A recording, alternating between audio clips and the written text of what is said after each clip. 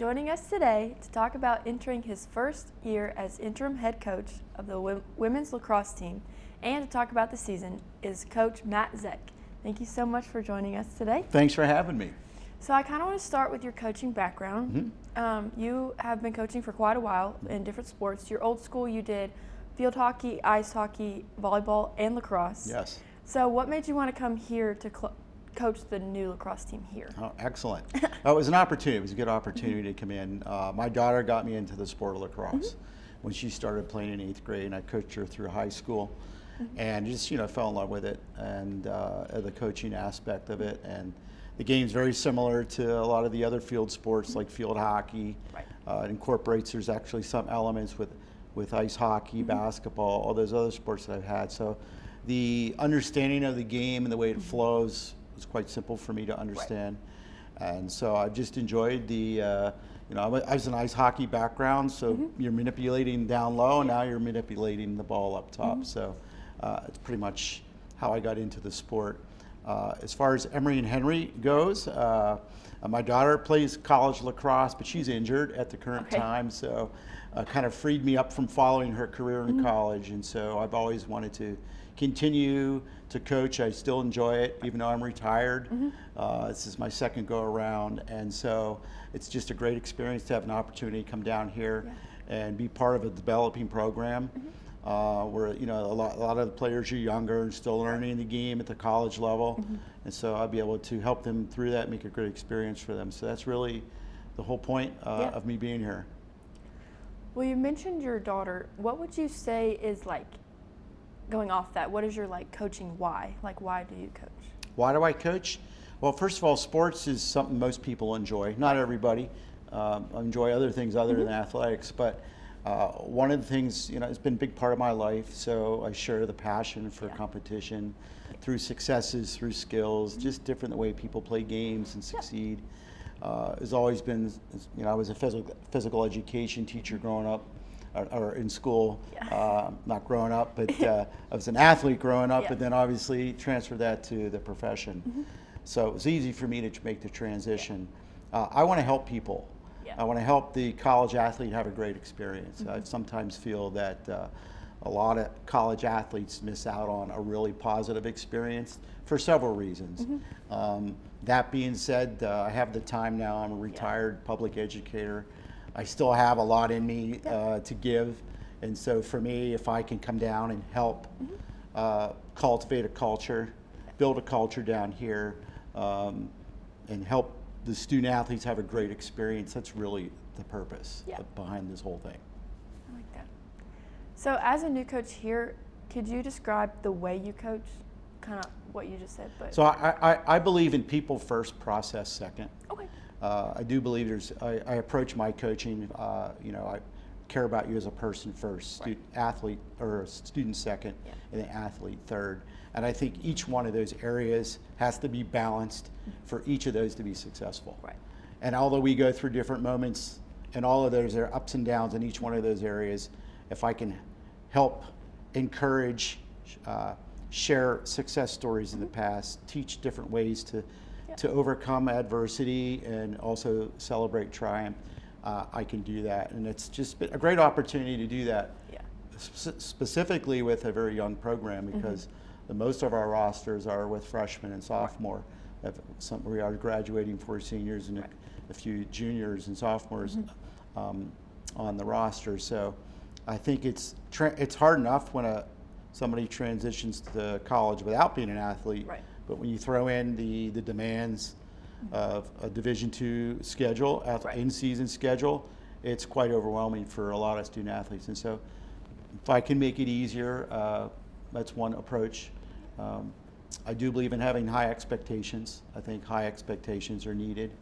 I do expect commitment to the sport, to the teammates, and I try to encourage that team involvement. And I like to incorporate the little details. I think the little details matter. The higher level you go up, the details matter, and competition, training, and on the field, whether it's social, whether it's team building, whether it's skill development, whether it's concept development, the little details matter. Well, this season is coming to an end with 3 games left. Mm-hmm. How would you describe the success of this season since you've been here? Well, first of all, it's been an interesting start of the season with some of the coaching changes that have occurred. So for the team, there was a little uncertainty in the beginning, and so I think stability was the main goal, to let them know that there's going to be stability this season and moving forward. And so I really aimed at accomplishing that first, trying to be structured, trying to structure practices with a purpose, training with a purpose. I put together what I call my WASP future profile, which is basically an outline of what the student athletes will get under my leadership, as far as how I plan practices, what the areas of focus, what's important to us, what's important to our team culture, and I lay that on the line. And so I've been trying to institute that, and as time goes on through the season, now we're towards the end, the student athletes are starting to see a little bit more of my coaching style come through, rather than trying to do housekeeping in the beginning. Now it's starting to see, okay, this is how this guy coaches, this is how he rolls, these are his expectations and things like that. Well, do you and the team have goals that you want to accomplish by the end of this season? Yeah, I think we've already accomplished so many. I mean, it's been a very, very successful season. If you just want to peg it on the win-loss record, we have, obviously 3 more wins than we had last year. But that's really important, and it is important. I want to emphasize that winning to me is important. But more so, it's how these athletes have grown throughout the season. I mean, this team fights. I mean, you can't teach grit. You can't teach the fight in an athlete, and it's just been a blessing to work with these girls. But because of that, they have that in them. They've grown as their skills have grown. The way they play the game has grown. And you can see that on the field. You hear it in conversation. And so if you just set aside the wins, which are great, but look at how each athlete has grown individually. And I think maybe matured, because at times I'm pretty tough as a coach. And sometimes, it's like, wow, okay, this is what we got to do, and this is what he expects. And I think they've learned to adjust that. I've seen athletes succeed. I've seen kids turn it around completely. And to me, as a coach, to see that just tells me there's growth. I mean, you can gauge it any way you want, but sometimes inherently you just see it. And you know you're making progress. And I think the team has really done great. I mean, they're fantastic. Yeah. Well, I do this speed round of just quick rapid fire questions. Oh boy. So do you think that pineapple belongs on pizza? Yeah, for a guy who owns a pizzeria, absolutely. I didn't know that. Yes. We'll have to go back on that one. That's a loaded question. Yeah. Well, I was going to say, do you have any hidden talents? But we just found out you own a pizzeria. Oh my goodness. Well, I do. I own a pizzeria. Okay. We have a family business, and so pineapple, and if you add bacon to it, it's even better. Okay. That's how we serve ours. I'm like to each his own. Like you do what you want to do. Yeah. And let it go. I mean, who cares if you want to put anything on a pizza? Another hidden talent nobody probably knows about. Actually, the team knows this. I've written some haiku poems, which are pretty cool. Okay. And then I've also written a song. I wrote a song for my daughter for Christmas.